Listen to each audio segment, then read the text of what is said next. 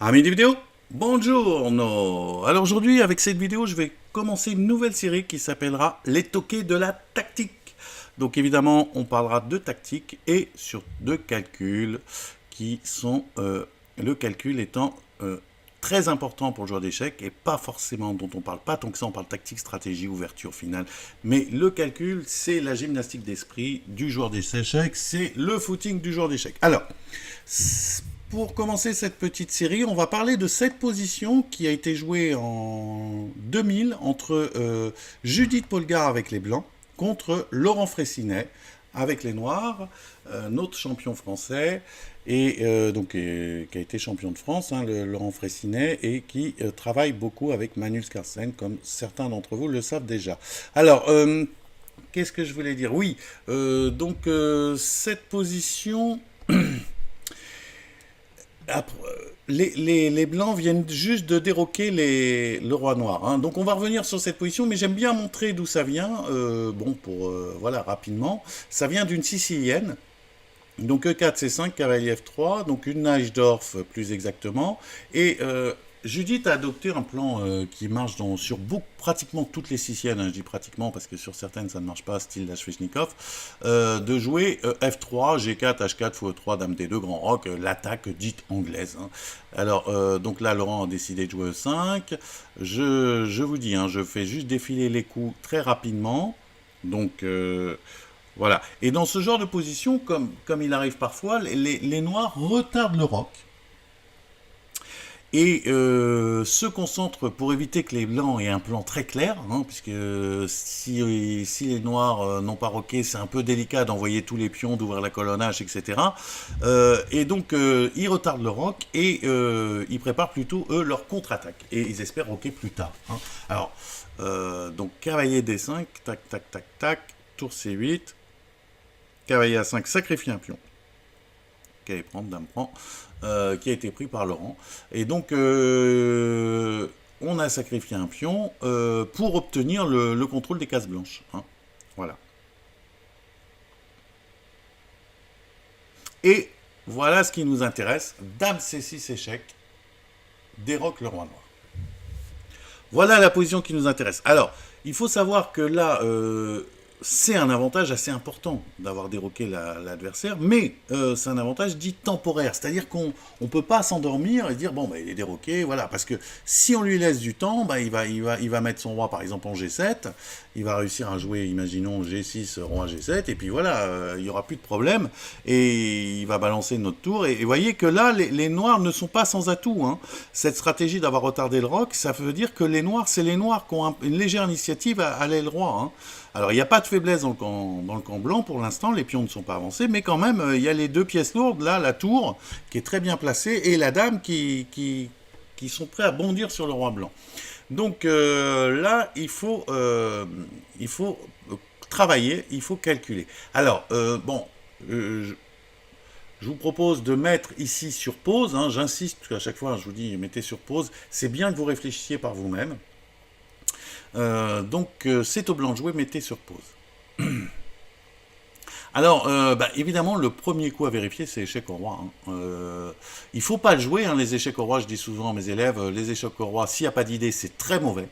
C'est généralement un très mauvais coup de faire échec au roi sans idée derrière. Par contre, un échec au roi avec une bonne idée derrière, c'est terrible parce que pratiquement imparable, hein. Alors, dame à 8 échecs. Les noirs peuvent jouer deux coups, fou D8. Alors fou D8, ça a l'air stupide parce qu'il y a tour prend D6, mais sur tour prend D6, il y a une défense cachée que beaucoup de joueurs ratent. Hormis roi E7, hein, bien sûr, c'est la défense par rayon X, tour D4. Hein, dame à 8, fou D8, tour prend D6, tour D4. Alors, beaucoup de joueurs me disent, mais pourquoi tu montres pas les coups? Bah, c'est exprès pour vous faire travailler la visualisation, hein, parce qu'une fois qu'on a joué, bah, on peut pas, quand on réfléchit aux échecs, on peut pas toucher les pièces, dire tiens, je vais jouer ça, je regarde les variantes avant.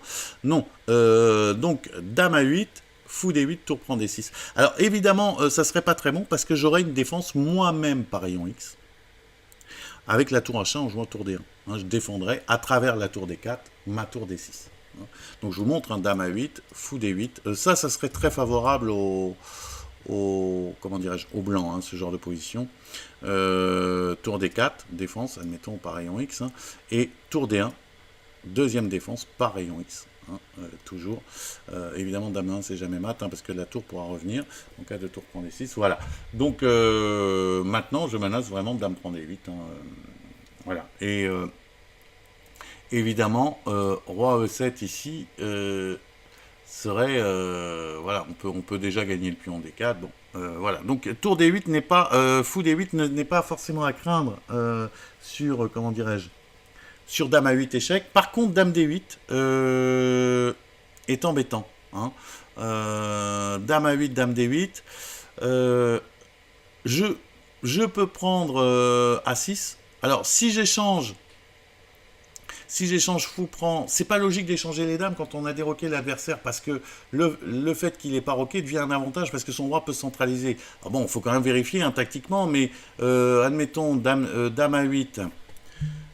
Dame A8, dame D8, dame prend D8, tour prend, fou prend D8, pardon, fou prend D8, tour prend D6, et ben j'ai un petit coup embêtant, c'est fou G5, qui menace une découverte, ce qui va me permettre de me libérer, après hein, je vous montre dame A8, dame D8, dame prend D8, truc, tour prend, fou prend G5, bon admettons, je sais pas, roi B1, paraît logique, hein, je veux pas, si je jouais tour A6, il y aurait tour A4, donc roi B1, et là, peut-être tout simplement, on peut jouer actif, hein, peut-être parce qu'on craint pas, jouer F5 carrément. Et vous voyez que là, moi, les noirs ont l'air mieux. Hein. Ils ont une belle initiative. Il y a plus un F3 faible. Je pense qu'on peut jouer F5 directement ou G6, mais F5 paraît agressif. Hein. Voilà. Et puis on va sortir le truc. Donc c'est pas logique. Hein. Et si on n'échange pas les dames après, comment dirais-je, on est comme ça. Pardon. Si on n'échange pas les dames après dame A8, eh ben oui, ça montre aussi la force. Si dame A8 dame D8, on se dit, bah tiens, je veux prendre le pion A6, et bien les noirs peuvent monter tout de suite une attaque avec tour A4, avec l'idée tour prend A2. Hein, disons, dame A8, dame D8, dame prend A6, tour A4, dame prend B5, tour prend A2, roi B1, dame A8, et je double sur la colonne A. Hein, je vous montre, dame A8 échec, dame D8, dame prend A4, tour A4, attaque la dame, admettons dame prend B5, tour prend A2, admettons roi B1, hein, et dame A8, qui est un joli exemple aussi des possibilités noires. Hein. Alors évidemment, c'est pas décisif, mais disons que voilà, on voit que là, les noirs ont du contre-jeu. Hein, pour montrer que, quand même, moi j'ai beaucoup de joueurs, je l'ai déroqué, voilà. Non, il faut... Alors, comme vous l'avez vu, hein, je l'ai montré rapidement tout à l'heure, Judith a joué tour prend D6. Donc elle sait qu'il faut faire quelque chose, il faut être décisif, et là elle va réfléchir énormément, puisqu'on va voir tout à l'heure, elle va passer plus de 30 minutes sur un coup, assez complexe. Alors, tour prend D6. Alors évidemment, la prise est impossible, bon je vous laisse calculer jusqu'au mat, hein, vous pouvez calculer jusqu'au mat après, donc fou prend D6 n'est pas possible. Alors, fou prend D6, dame prend D6, si roi G8, on va faire un mat avec dame B8, mais si roi E7, on joue fou D7, roi D8, fou C6, roi C8, dame D7, roi B8, dame B7. Hein. Fou prend, dame prend, voilà, fou D7, et etc. jusqu'au mat, fou C6, roi C8. Mais apprenez-vous à le faire rapidement, c'est de la gymnastique. Hein. Alors, tour prend D6, tour prend D6, tour prend D6, et là, Laurent a joué le bon coup, la bonne défense, qui est, évidemment, on ne peut pas prendre en A2, hein, parce qu'il y a ce pion A2 qui traîne, à cause de dame C8 échec. Hein, c'est une catastrophe. Donc, G6, hein, évite toutes ces histoires de maths, prépare l'évacuation du roi, et comme je vous le dis, si jamais les noirs ont un peu le temps de respirer, ils vont être mieux, hein, parce qu'ils ont... voilà.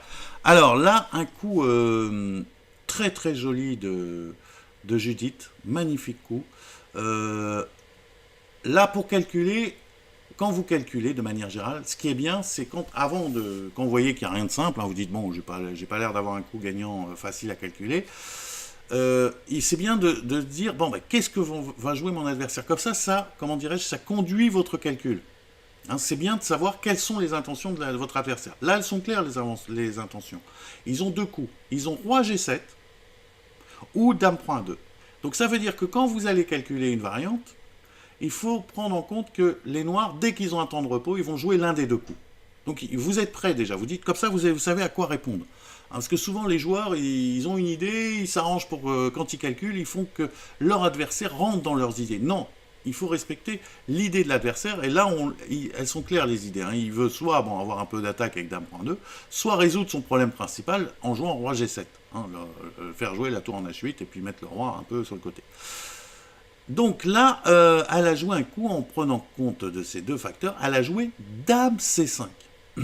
Alors c'est un coup très surprenant puisque on auto-cloue la tour. Hein, alors l'idée c'est d'attaquer le pion de 5. Hein, en cas de roi G7, comme ça on ferait dame prend E5. Et puis on pourrait prendre la tour en F4. Et l'autre idée aussi c'est que si la dame allait en A2, eh ben on jouerait tour D8 échec.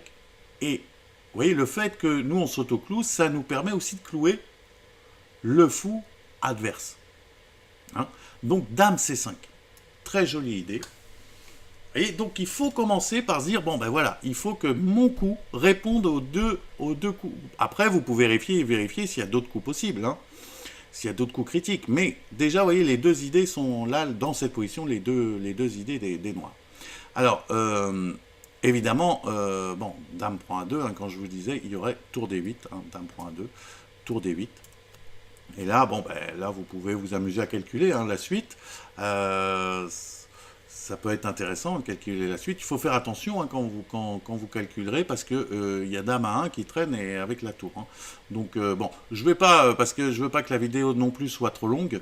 Vous pouvez le faire par vous-même. C'est pas très très compliqué. Dame C5. Donc là, on ne peut pas jouer roi G7 non plus à cause de dame prend E5 échec. Un roi G5, dame prend E5. On voit pas trop ce que peuvent jouer les noirs, hein, parce que s'ils jouent F6, ils seraient matés. Ils vont rejouer roi G8, et puis bah là, je peux jouer, je sais pas, dame prend, peut-être, oui, dame prend E7, peut-être. Hein. Voilà, dame prend E7, ou voilà, ça paraît le bon coup. Hein. Et puis je menace tour D8, dame E5, et je reviens. Bon, voilà, vous voyez que ça, bon, il n'y a pas de... Voilà. Alors... Donc dame C5 par les coups. Alors donc Laurent a dû trouver un autre coup. Il a joué, c'est pas simple hein, de trouver un coup. Il a joué roi G8. Alors quelle est l'idée de roi G8 ben, c'est de déclouer le fou. Alors c'est le meilleur coup. Alors là, Judith a joué... parce qu'on menace aussi tout simplement dame prend E5, hein, qui peut être embêtant hein, parfois. On attaque la tour, on gagne du temps. Bon. Alors, qu'est-ce que je voulais dire oui, donc les noirs ont joué roi G8. Et là, alors j'avance un petit peu. Judith a joué dame prend E5, fou prend D6, dame prend D6, tour C4. Et là, c'est un moment très très important de la position, de la partie. C'est là où je vous disais tout à l'heure, il y a un coup où Judith a réfléchi plus de 30 minutes. Et bien c'est ce coup. Parce que cette position paraît simple. On a l'impression hein, qu'on est gagnant parce qu'on se dit tiens, là il y a un gros pâté, la roi sort pas facilement, si je joue roi G7, j'aurai dame F6. Donc la première question c'est, on jouerait, moi le premier réflexe c'est de dire bon ben, je vais jouer tour D1, sortir ma dernière pièce et voilà, ciao. Non. Alors essayez de trouver pourquoi ça ne marche pas, tour D1. Alors je vous mets la position par exemple, on va tourner l'échiquier. Et vous allez essayer de trouver la défense avec les noirs. Voilà, c'est aux noirs de jouer. Comment les noirs se défendent ici. Alors, ça fait drôle de tourner l'échiquier, je ne sais pas si j'aurais dû le faire. C'est aux noirs de jouer, mettez sur pause.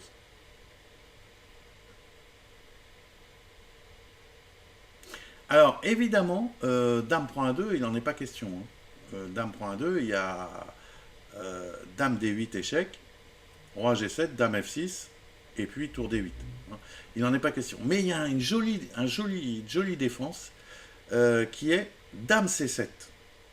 pour dominer la dame sur la grande diagonale. Hein, l'idée dame C7, bon j'attaque C2, mais c'est dans cette position, c'est pas forcément bon d'aller prendre C2 en soi. Hein, ça fait échec, on prend un pion, mais souvent s'il n'y a pas d'idée derrière, je vous dis les échecs c'est mauvais, parce que la tour est bien placée, elle serait moins bien placée, et en plus après roi B1, si on n'a pas une idée derrière, la tour sera en prise, ce qui va encore limiter, hein, parce que le problème principal des noirs, c'est qu'il faut qu'ils arrivent à libérer cette tour. Donc il faut rester concentré sur ce problème. Donc dame C7, le principal atout de dame C7, c'est pas facile à voir, hein, puisque c'est un coup où on recule, et ben c'est de dominer la dame sur la grande diagonale. Et si on y arrive, ben ça veut dire qu'on va gagner une tour. Hein. On va regagner notre tour en H8 qui est pour l'instant pas très utile. Hein, donc dame C7 est très embêtant. Hein. Je vous dis par exemple si dame F6, et ben rien ne m'empêche de jouer dame F4. Échec, et vous voyez que là, bah, ça y est, je suis sauvé. Si roi B1, par exemple, hein, bon, il peut prendre, hein, mais si roi B1, eh ben, je prends, prise, alors attention mat, mais je joue par exemple H5 ou H6, hein, je sais pas, H5, admettons, pour gagner du temps, et puis voilà, j'ai une qualité de plus, je vais gagner. Voilà. Donc, dame C7, très très fort.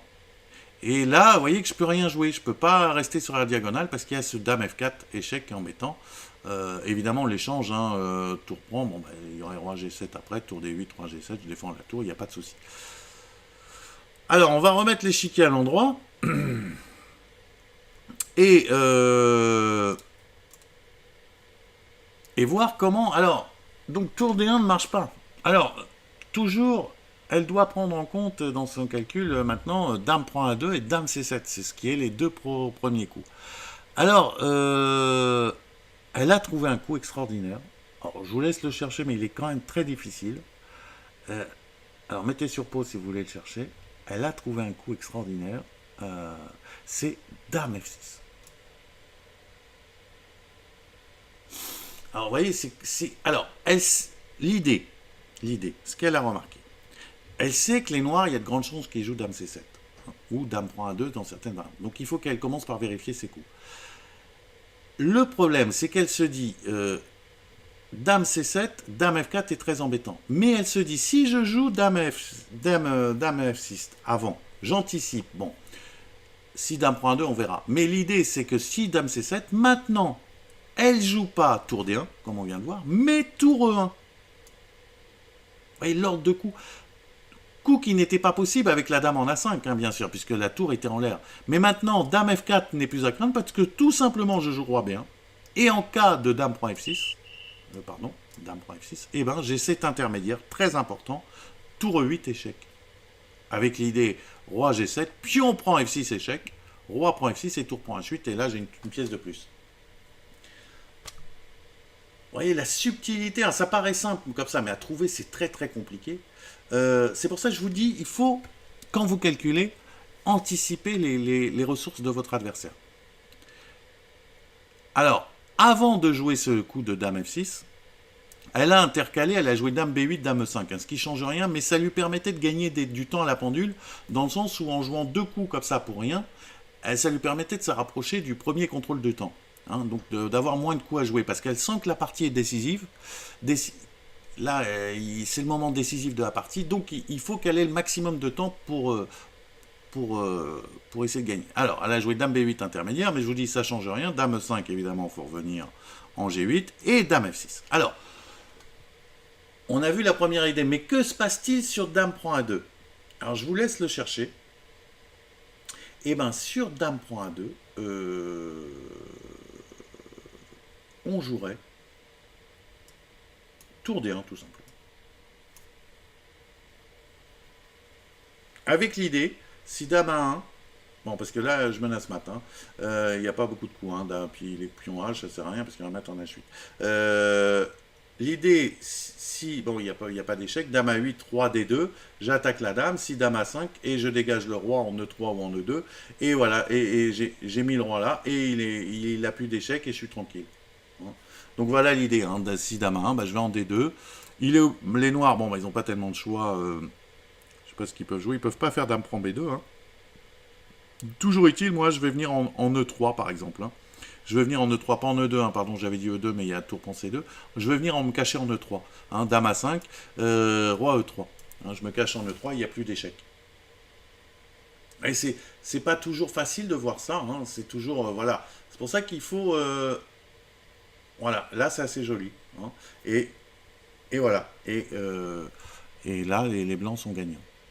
Hein, toutes ces variantes, évidemment, dans l'article de,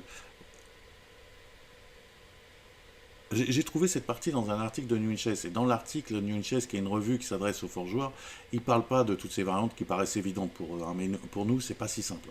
Alors, Dame F6, très très fort coup. Donc Laurent a joué, Laurent Fraissinet, donc qui a les noirs, a pas fait, il a joué Dame C7, et là la fameuse idée, tour 1.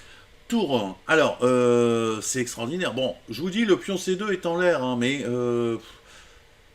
ça changerait rien pour l'instant, je vois pas trop l'utiliser. On verra tout à l'heure, il y a une variante marrante où le pion, la prise du pion C2 peut être intéressante.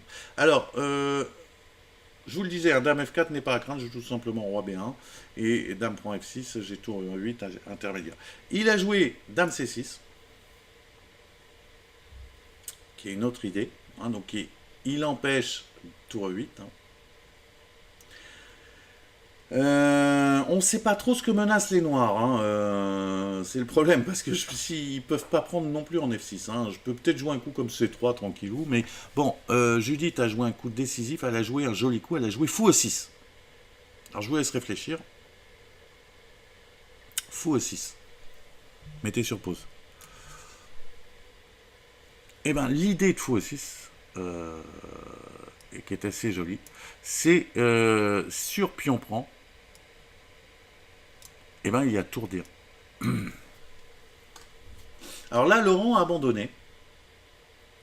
Il a eu raison, hein, mais disons que c'est pas encore facile de comprendre à notre niveau pourquoi il abandonne là. Alors, mettez sur pause. Donc, c'est au noir de jouer, hein, mettez sur pause. Mais il abandonne tout simplement parce que, bon, évidemment, il y a une menace de mat. Alors, il n'y a pas 36 manières de l'éviter. Hein. On peut jouer dame C8, on peut jouer tour prend C2, bon, pour voir. Alors, admettons, s'il jouait dame C8, eh ben, on gagnerait hein, dans ce genre de position, tour D8, tac, tac, tac, tac. Voilà, on gagnerait parce que la tour est mal positionnée. Hein. La tour est mal positionnée. Hein. Je vous ai préparé par exemple une petite variante qui illustre ça. Les pièces noires, voilà. Dame prend D8, hop. Et là, vous voyez, par exemple, je jouerais Dame F6, Roi G8. Hein. Et je peux, par exemple, contraindre la tour à aller sur une mauvaise case, hein, avec plein de pièges, hein, parce que s'il vient en C5, par exemple, j'ai toujours hein, des attaques doubles, hein, Dame D8 et Dame 7 échec. Hein. Et vous voyez que là, je vais contraindre, par exemple, la tour peut aller en H4, et je l'enferme. Et vous voyez que là, j'ai une belle initiative. Par exemple, Dame 5, hop, et F5. Et hop, j'ai encore un temps sur la tour. Hein. Et tour H1 ne changera rien parce que j'ai Dame D5 qui traîne. Hein. Tour H1, Roi B2, s'il prend, bah, je gagne la tour par Dame D5. Donc vous voyez que là, je gagnerais parce que, vous voyez, c'est ça l'idée, pour ça qu'il abandonne, parce que là, il y a deux tours, mais bon, la coordination des pièces noires est exécrable, hein, et la dame est beaucoup trop forte. La position du roi est très importante dans l'évaluation des positions avec des pièces lourdes. Très très importante. Alors, avant qu'on se quitte, je voulais vous faire calculer une dernière petite chose, parce que c'est toujours intéressant. Ici, on a dit on vient de jouer x6, et puis il y a eu prise, d'accord, et tour D1, et abandon de... Mais qu'est-ce qui serait passé en cas de tour prend C2, roi B1, avec l'idée tour C1, tour prend C1, dame prend E6.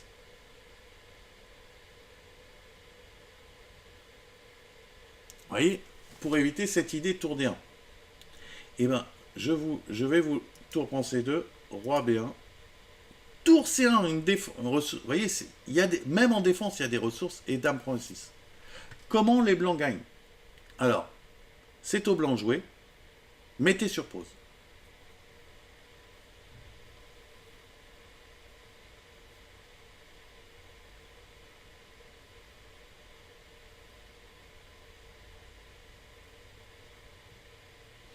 Alors les blancs, ils ont sûrement plusieurs manières de gagner. La plus claire, c'est la finale de roi. Hein, vous avez ici une finale de pion, pardon, qui gagne. Hein. Alors je vous montre. Dame prend E6, pion prend E6, tour C8, roi G7, tour prend H7, roi prend H7, roi C2, roi G7, roi D3, roi F7, roi E4, roi E7, roi E5. Et là j'ai gagné parce que j'ai plein de temps d'attente. Hein, donc l'opposition, les noirs vont perdre l'opposition. Hein, je vous montre. Dame prend E6, pion prend, tour C8, roi G7, tour prend H8, roi prend H8, roi C2, roi G7, roi D3, roi F7, roi E4. Bah, les noirs ne peuvent pas faire grand chose d'autre. Roi E7, roi E5. Et puis voilà, bah, là je vais l'obliger à jouer. Hein. Il va jouer un coup, je sais pas, il va jouer A5, je vais jouer B3. Il va jouer B4, je sais pas, je dis n'importe quoi. Et ben je vais jouer H3 par exemple. Bon, j'attends. Et là, vous voyez, Zugzwang. Il n'y a pas de bon coup. Hein. Il me laisse passer et je vais gagner. Je vais gagner, je peux lui refaire. Hein. Là, bon, bah, je joue là, vous voyez. Non, je sais pas. Oui, bah, je joue là et je vais gagner le pion de 6. Vous voyez, c'est une catastrophe. Hein. Et s'il s'en va de l'autre côté, bah, pareil, je vais jouer roi F6 et puis c'est une catastrophe. Bon, là, il peut peut-être jouer voilà, bon, bah, là, je vais chercher le pion. Ou... Oui, je pense que je gagne toutes les courses. Il faut calculer, mais bon, je gagne toutes les courses, hein, ça gagne. Bon, voilà. Alors, vous voyez, c'était un exemple important, intéressant, un bel exemple de la force de calcul de Judith Polgar, qui était très très fort en tactique. Euh, et c'était la première vidéo d'une série qui s'appelle Les toqués de la tactique. À bientôt dans une prochaine vidéo.